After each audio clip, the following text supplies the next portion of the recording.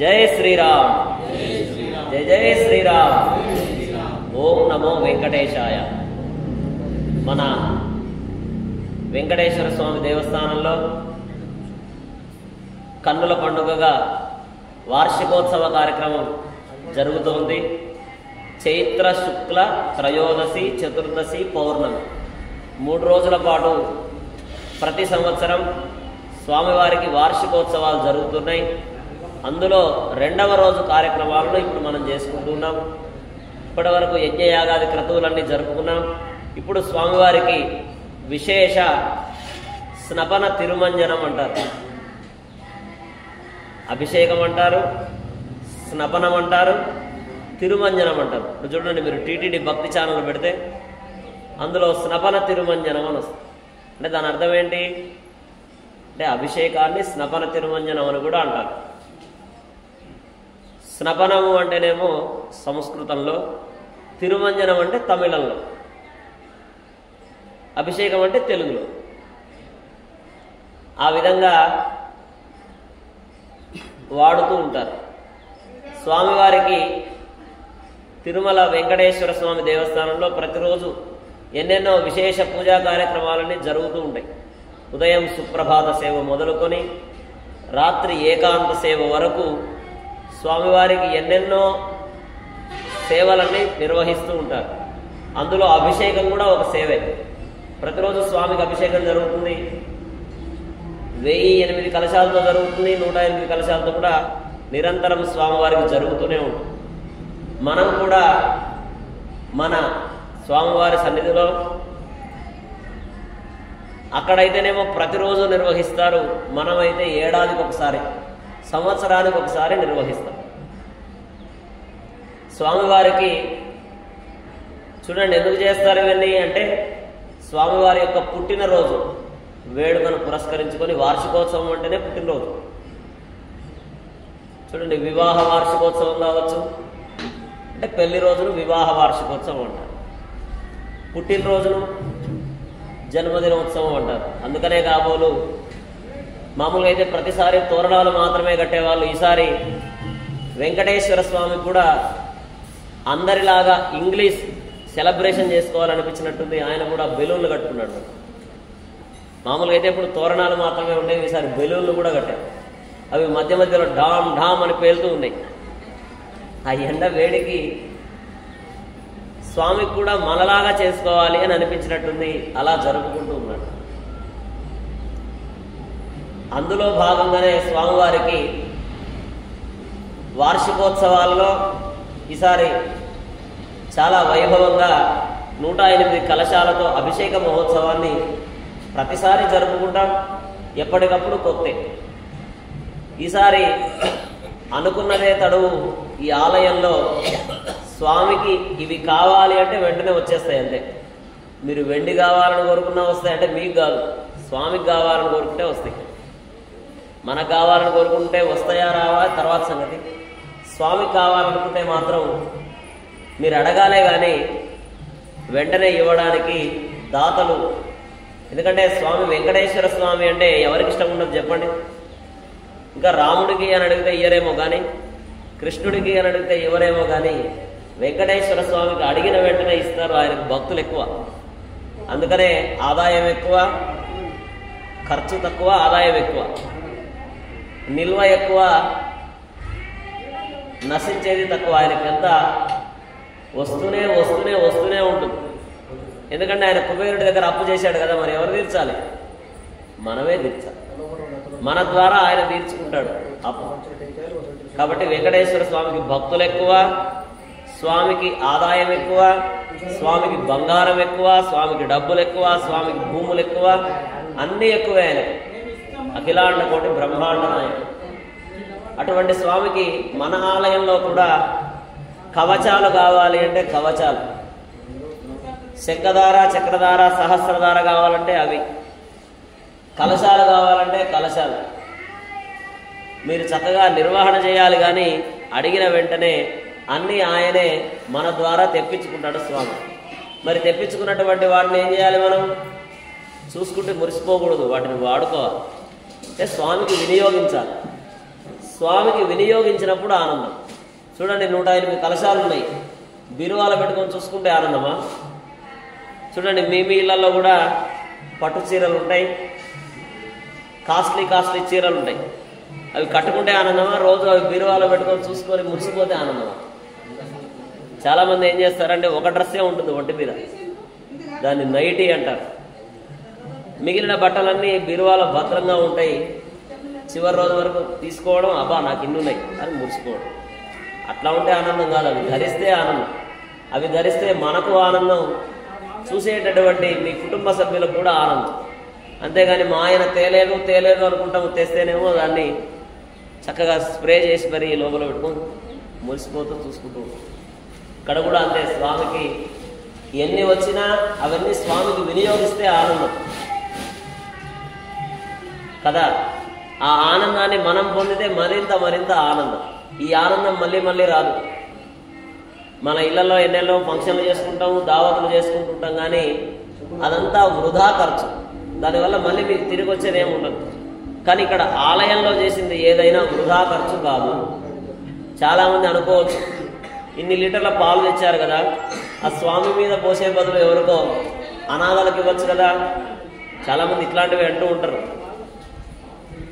పెరుగు వృధా చేస్తున్నారు, అనాథలకు ఇవ్వచ్చు కదా అంటే వాళ్ళు మాత్రం ఇవ్వరు అన్నట్టు.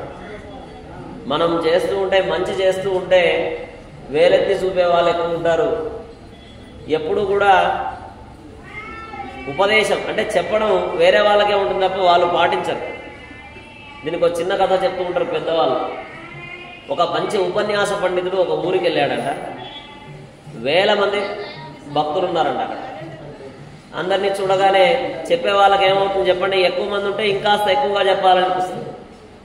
ఈ పండితుడు ఏం చేశాడంటే ఉపన్యాసం చెప్తూ, ఏమయ్యా మీరు మంచి పదార్థాలు తినాలి, ఏవి పడితే అవి తినకూడదు అని చెప్పి కేవలం తిండి కోసం ఒక అర్ధగంట సేపు క్లాస్ పీకాడు. చెప్పి, నాయన ఎవరు ఉల్లిపాయ తినకూడదు ఈ రోజు నుంచి. ఉల్లిపాయ తింటే అందులో మాంసపు కృతులు ఉంటాయి కాబట్టి తినకూడదు అని చెప్పాడు. అదే ఉపన్యాసానికి వాళ్ళ భార్య కూడా వచ్చింది. ఒక పక్కన కూర్చొని వినింది మొత్తం అంతా. విన్న తర్వాత బాగా అలసిపోయాడు, బాగా ఆకలి మీద ఉన్నాడు. మీకు అర్థమయ్యే ఉంటుంది. ఇంటికి వెళ్ళిన తర్వాత బాగా ఆకలి మీద ఉన్న ఆయన వాళ్ళ భార్య మీద కేకలేస్తూ ఉన్నాడు, ఏమే బాగా అలసిపోయొచ్చా, తొందరగా నాకు భోజనం పెట్టు అని. ఆమె ఏం చేసింది, భోజనం పెట్టింది, వంటకాలని పెట్టింది. తింటున్నాడు, ఎంత తింటున్నారు రుచించట్లేదు ఆయన ఏంటి రోజు బాగా ఉల్లిపాయలు వేసుకుని తింటాడు. అక్కడ ఉపన్యాసంలోనేమో ఏం చెప్పాడు, ఉల్లిపాయలు తినకూడదు అని. ఇక్కడ చూస్తేనేమో ఇంకా అది లేకపోతే ముద్ద దిగదు. వాళ్ళ భార్య వినింది కదా, ఏమీ లేకుండా చేసింది. అప్పుడు ఆయన అన్నాడు, ఏమే అసలు ఈ ఉల్లిపాయ ఎక్కడ చూసినా వెతికి చూసినా కనిపించట్లేదు, ఎందుకే లేదు? ఏం లేదండి, మీరు చెప్పిన ఉపన్యాసానికి నేను కూడా వచ్చాను, నేను కూడా విన్నా, ఉల్లిపాయ తినకూడదని మీరే కదా చెప్పింది అని అంటే, అప్పుడు ఆయన అంటాడు ఒక మాట, ఉపదేశం ఊరికి మాత్రమే, ఉనక్కు ఎనక్కు ఇల్లై. అంటే అర్థం ఏంటి తెలుసా? ఉపదేశం వేరే వాళ్ళకి చెప్పడానికే కానీ నీకు నాకు కాదు. ఉనక్కు ఎనక్కు ఇల్లై, నీకు కాదు నాకు కాదు, ఊర్లో వాళ్ళకు. అట్లా ఇక్కడ కూడా దేవుడి దగ్గర మనం పాలు అభిషేకం చేస్తూ ఉంటే ఎందుకు వృధా చేస్తున్నావు అంటే, వాడు మాత్రం ఇవ్వడు, వాడు పిల్లికి కూడా బిచ్చం వేయడు. తినేటప్పుడు ఇట్లా అంటే విదిలిస్తే ఆ మెతుకులు ఎక్కడ కింద పడతాయో అని చెప్పి ఆ పని కూడా చేయడు. అట్లాంటి వాళ్ళు విమర్శలు ఎక్కువ చేస్తూ ఉంటారు. కాబట్టి ఇక్కడ ఎందుకు ఇదంతా చెప్పడం జరుగుతుంది అంటే, ఆలయంలో చేసింది ఏది కూడా వృధా కాదు, అనవసరం కాదు. ఇన్ని కొబ్బరికాయలు ఎందుకు తెప్పించారు, ఇన్ని నీళ్ళు ఎందుకు తెప్పించారు, ఆ కుంభమేళా నుంచి నీళ్ళు ఎందుకు తెప్పించారు అంటే ఇదంతా స్వామి కోసమే. స్వామికి సమర్పిస్తే ఆనందం. ఎందుకంటే మనం తింటే ఆనందం కాదు, మనం వాటిని అనుభవిస్తే ఆనందం కాదు. ఎందుకంటే మనల్ని పుట్టించిన వాడు ఆయన కదా. ఆయన స్వామి ఎదురు చూస్తూ ఉంటాడు. వీడు కనీసం ఇంటి నుంచి వచ్చేటప్పుడు ఊరికే వాడేమో బాగా హాయిగా టైం టు టైం తింటున్నాడు, నా కోసం ఏమైనా తెస్తున్నాడా లేదా? మనం ఏం చేస్తాం, ఆలయానికి వచ్చినప్పుడు బాగా బరువు అవుతుందని చెప్పి ఏం చేస్తాం, ఒక చిన్న పరస ఏదో తెచ్చుకుంటాం తప్ప కనీసం పూలు పండ్లు కూడా తీసుకురమ్మ. మామూలుగా అయితే శాస్త్రం ఏం చెప్తుందంటే చిన్నపిల్లల దగ్గరికి వెళ్ళినప్పుడు కానీ, గర్భవతుల దగ్గరికి వెళ్ళినప్పుడు కానీ, రోగాల బారిన పడినటువంటి రోగస్తుల దగ్గరికి కానీ, దేవాలయానికి వెళ్ళినప్పుడు ఒట్టి చేతులతో వెళ్ళకూడదు. మరెట్లా వెళ్ళాలి? పూలో పండ్లో కొబ్బరికాయలో తీసుకుపోవాలి. ఒక కొబ్బరికాయ కొట్టాడు అనుకోండి, మళ్ళీ సగం మీకు ఇస్తారా ఇయ్యారా? మీరేమనుకుంటారంటే ఇస్తే మళ్ళీ మొత్తం అక్కడెక్కడ తీసుకుంటారు అనుకుంటారు. ఆలయం ఎప్పుడు తీసుకునేది కాదు, ఇచ్చేది. దేవాలయం ఎప్పుడు కూడా తీసుకోవడమే కాదు, మీకు ఇచ్చేదే. ఏమిస్తుంది? మీకు అనుగ్రహాన్ని ఇస్తుంది, ప్రసాదాన్ని ఇస్తుంది. మామూలుగా అయితే పండేది, దేవుడికి నైవేద్యం పెట్టిన తర్వాత ఏమవుతుంది? ప్రసాదం అవుతుంది. పండు కాస్త ప్రసాదంగా మారుతుంది. కాబట్టి స్వామికి మనం సమర్పించింది ఏదైనా అది పరిణతి చెంది, ఇప్పుడు మామూలుగా నీళ్లు తెచ్చారు, మామూలు నీళ్ళే కదా, మళ్ళీ అదే స్వామికి వాడి మీకు ఇచ్చిన తర్వాత ఏమవుతుంది? ఏమవుతుంది? తీర్థం అవుతుంది. నీళ్ళే కానీ తీర్థం అవుతుంది. పండే ప్రసాదంగా మారుతుంది. కావున స్వామి ఆ దృష్టి పడితే చాలు, ఆ తీర్థం స్వామి మీద అభిషేకం చేసిన నీళ్లు తీసుకుంటే ఏమవుతుంది? మనకు మంచి జరుగుతుంది. స్వామి కోసం కాదు, ఇదంతా మన కోసమే, మనకు మంచి జరగడం కోసం. మనకు ఎట్లా మంచి జరుగుతుంది? చూడండి, నిరంతరం స్వాములు లోపల స్వామికి పూజలు చేస్తారా? మరి ఆ శక్తి ఉంటుందా స్వామికి? ఖచ్చితంగా ఉంటుంది. శక్తి ఉంటుంది కాబట్టి ఆ స్వామి మీద పడ్డ పూలు తలలో పెట్టుకున్నా సుమంగలిగా ఉంటుంది, నీళ్లు తీసుకున్నా రోగాలన్నీ పోతాయి, సెటారి తల మీద పెట్టుకున్నా మన అహంకార మమకారం దూరం అవుతుంది. కాబట్టి ఆలయంలో ఏదైనా అన్ని పవిత్రంగానే ఉంటుంది తప్ప అపవిత్రంగా ఉండదు. అటువంటి స్వామికి మనం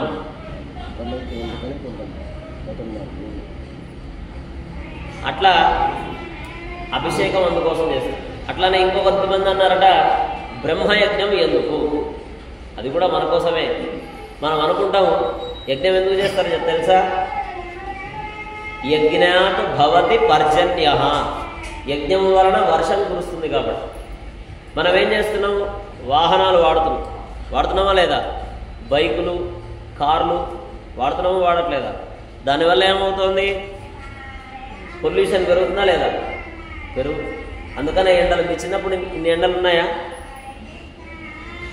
ఇంత ఎండలు ఉన్నాయా? నేను మొన్న ప్రయాగరాజ్ కుంభమేళా వెళ్ళినప్పుడు ఫ్లైట్లో ఒక పక్కన రాశారు, ఫ్లైట్లో 1800 సంవత్సరంలో ఎంత టెంపరేచర్ ఉంది, 1850లో ఎంత ఉంది, 1900 సంవత్సరంలో ఎంత ఉంది, ఇప్పుడు 2000 సంవత్సరంలో ఎంత ఉంది. అంటే సంవత్సరాలకి వేడి అనేది పెరుగుతుంది. ఎందుకు పెరుగుతోంది అంటే మనం చేసే తప్పుల వల్లనే. ఏం చేస్తున్నాం మనం? చెట్లను కొట్టేస్తున్నామా కొట్టేయట్లేదా? పొల్యూషన్ వదులుతున్నామా వదలట్లేదా? మొత్తం పొల్యూషనే. దానివల్ల ఏమవుతుంది? వేడి పెరుగుతుంది. అందరూ ఏమనుకుంటారంటే ఇంట్లో ఏసీ పెట్టుకుంటే తగ్గిపోతే హాయిగా ప్రశాంతంగా ఉంటామేమో. అదే ఒక చెట్టు నాటితే ఏమవుతుంది? నీకు నీడ ఇస్తుంది, దానివల్ల ప్రకృతి బాగవుతుంది. ఈ యజ్ఞం కూడా అందుకే. యజ్ఞం వల్ల ఏమవుతుంది అంటే చూడండి, మామూలుగా సరే మీకు దానివల్ల అనుగ్రహం కలుగుతుందా లేదా అనేది అది తర్వాత సంగతి.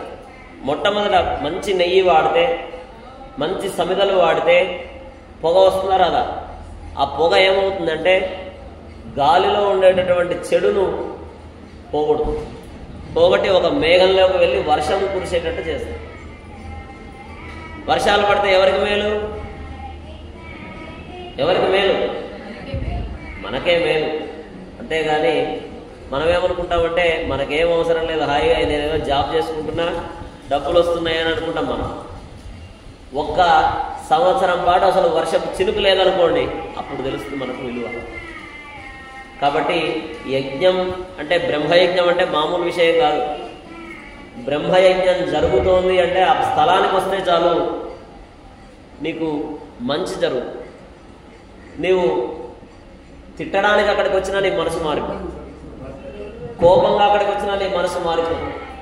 యజ్ఞానికి అంత గొప్ప శక్తి ఉంటుంది. యజ్ఞం వల్ల వర్షాలు కురుస్తాయి, యజ్ఞం వలన అన్నీ లభిస్తాయి. సకల సిరి సంపదలు లభిస్తాయి.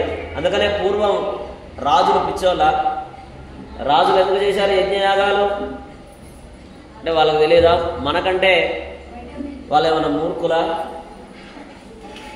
మన పెద్దవాళ్ళ మూర్ఖులా? రాజులు మూర్ఖులా? కాదు. కాబట్టి వాళ్ళు పూర్వం యజ్ఞయాగాలు క్రతువులు చేస్తూ చేస్తూ ఉండేవారు.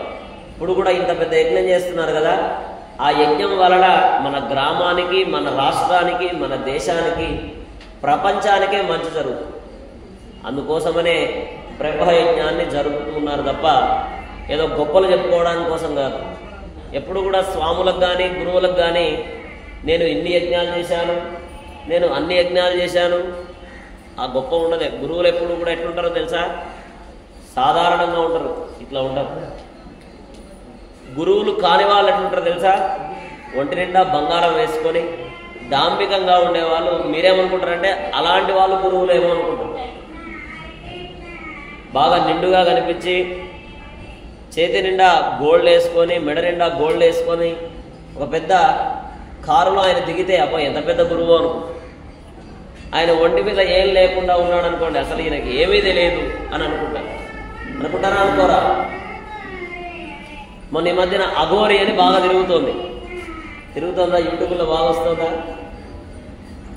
మనం ఎవరిని పడితే వాళ్ళని నమ్ముతాం. టీవీలో వస్తే గొప్ప వాళ్ళు అనుకుంటాం, యూట్యూబ్లో వస్తే గొప్ప వాళ్ళు అనుకుంటాం. మామూలుగా దేవాలయాల్లో కనిపిస్తే మంచి చెప్తే మనకు చెవిలో పడదు. కాబట్టి బ్రహ్మయజ్ఞం ఇక్కడ చాలా గొప్పగా చేస్తూ ఉన్నారు. ఆ యజ్ఞం వల్ల మనకే ప్రయోజనం కలగాలి అని, ఈ అభిషేకం వల్ల మనకు మంచి ప్రయోజనం కలగాలి అని స్వామి సన్నిధిలో ప్రార్థిస్తూ ఇప్పుడు అభిషేకం జరుగుతుంది. అందరూ కూడా సేవించుకోండి. ఏడుకొండలవాడ వెంకటరమణ